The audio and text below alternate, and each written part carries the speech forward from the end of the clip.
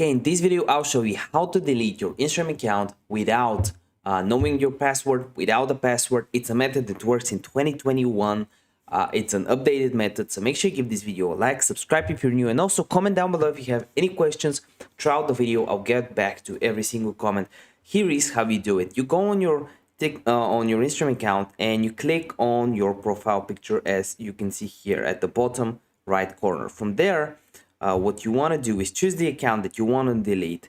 Click on the three dashes at the top right corner, go over to settings, and from settings you want to go to help, then click on help center.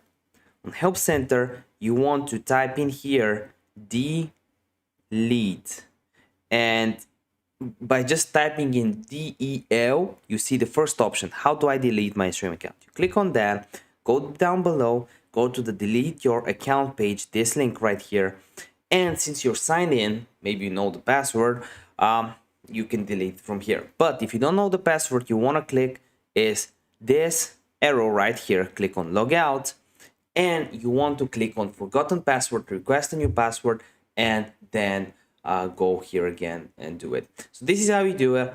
If this video helped you out, give me a like and see you in the next one.